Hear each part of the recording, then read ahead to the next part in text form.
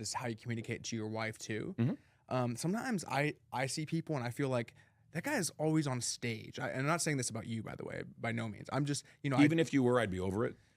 because it's not a projection of you, it's a projection of me. Right, and I'm getting back in my Rolls Royce when we get done with this interview. But I do think that there's like, for me, I always want to be real. I want to be, and if this is who you are all the time, you're 100% real to you. But do you ever feel like people interpret it as like, when's he gonna just, when's he gonna turn off? Do you ever get that from people? Sure. Yeah, I'm not the same as I am when I'm watching Law and Order.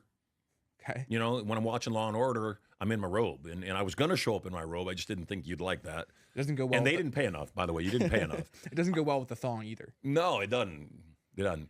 That's a good question too. I remember when I was a kid, I was a magician, and I would do my magic show, and I was a really good magician.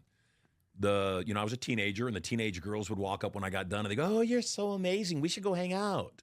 The challenge was when I was on stage, I was very confident. And when I wasn't on stage, I was not confident because we were poor and I was very introverted. And so I would go and I would, meet up with the girl, have a date with the girl. And within 5 minutes, I'd see their eyes gloss over. And I knew what the look was. The look was, who the heck are you? And where's the guy that I saw up on stage that was so confident? And so one day I had to ask myself, which guy are you? Are you the confident guy on stage? Or are you that, insecure guy off stage? And the answer was real simple. I'm both. Then I had to ask a better question. Which guy would it be better to be all the time? If I can choose, which guy would be better to be? And I think that's the challenge that people don't really stop and think about. They think I'm this way here, I'm that way there. And I say, if you're not being authentic, this is me. And this is me when I'm doing an interview on a broadcast like what you're doing right now. This might not be me with this level of intensity when I'm with my kids or when I'm being intimate with my wife. It's a part of me, though. So I think it's really important for people to figure out who their authentic self is. Kind of like one of the rules I made when I first met my wife. I'd had other relationships, and I said, okay, you got to do something different if you want a better relationship. And so the first thing I decided to do with my wife was not send my representative to the first few dates.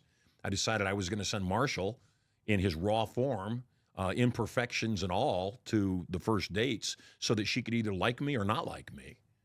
Fortunately for me, she likes me. I did a webinar 2 days ago, and one of the messages in the chat was, I can tell you're a pitch man. I can hear it in your voice. And then the username goes gray, and he jumped off. Yep. And that was like immediate feedback for me. I was like, so what did you think about that? How did you feel? It was feedback, right? Actually. Okay. No, I mean, obviously there's behavior that's appropriate for any circumstance. But I want to address that person that might have said, and I know you were just making up an example, might have said, oh, you're just a pitch man, and then they run away. First and foremost, they weren't your customer. So it's water on a duck's back. But they might have been. No, they weren't. If they were, they would have stayed and bought from you.